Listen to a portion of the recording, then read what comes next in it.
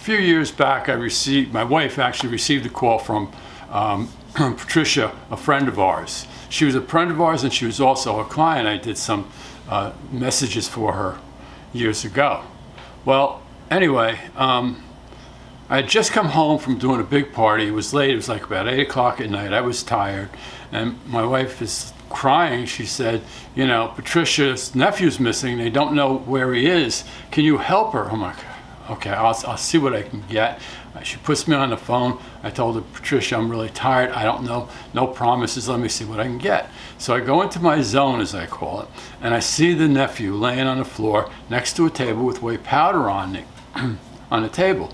Now, I told her that he's unconscious. Maybe he's just sleeping. He'll, you know, maybe they did drugs. She said, no, he never did drugs. I said, okay, well, I just see him sleeping. Let me see what more I can get tomorrow. But I had a strong feeling he was passed because he was with me. But sometimes they show me people that are here, so I can never be absolutely sure. Anyway, next morning I wake up and I start concentrating and I know he's dead. I see a tall building. I see throwing garbage bags. These three guys, there were 3 guys, by the way, with them, throwing garbage bags out the window, big garbage bags. It turns out that a little while later that day, the police deemed this a homicide and arrested the 3 men for homicide. There was a lot of blood evidence. New York City NYPD cops, detectives were good, especially a few years ago. So she calls me, and he's still missing. He doesn't have his cell phone, and she asks me if they'll ever find his body. Now, I'm making a very long story very short. And for some reason, this happens. I said, yeah, by the shore, by the road, by the shore in New Jersey, along a road by the shore in Jersey, I said, kept saying. So she said, okay, well, we'll see. The next day, I walk into my daughter's house. The news was on. I avoid the news when I'm working a case, any kind of case, and I've done several of these. And there it is, an aerial shot overlooking a long, what turned out to be driveway to a boatyard where the body was found. It turns out that one of the 3 ended up confessing to taking the body out there and burying it. Okay, so Johnny's found, and we kind of go on from there, a little bit here, a little bit there. Then fast forward maybe a year later, the trials are coming up. Now Patricia's with me again. Are they going to convict him? We don't think they're going to get convicted. I said yes. 2 of them are going to be convicted of murder, 1 not. And I figured maybe the one who helped them find Johnny's body is going to get a little bit lighter sentence. Oh, well, how can they do that? I said, listen, they want a conviction on the 2 that were definitely involved.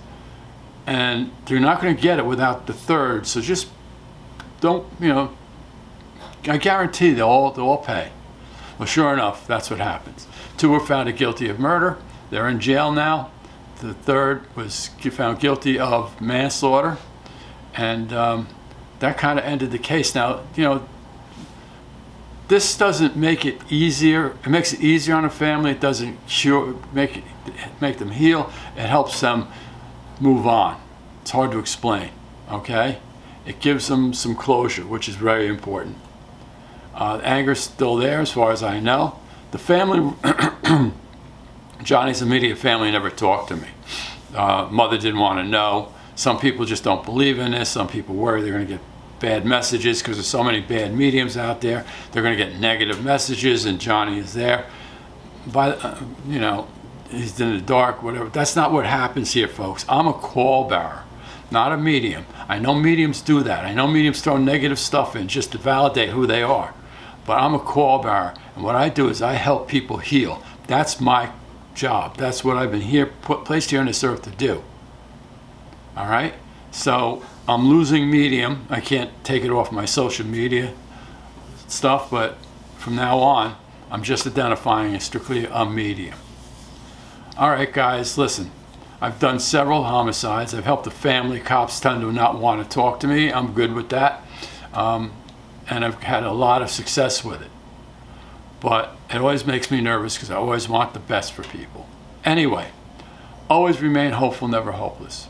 Always be optimistic, never pessimistic. And always believe that there's so much more out there than you realize. It's there to help us get through what we need to get through. It helps us see or understand more of what's going on as long as we believe. But you always have to believe there's more there. There's souls are around us to help us. And things will be good.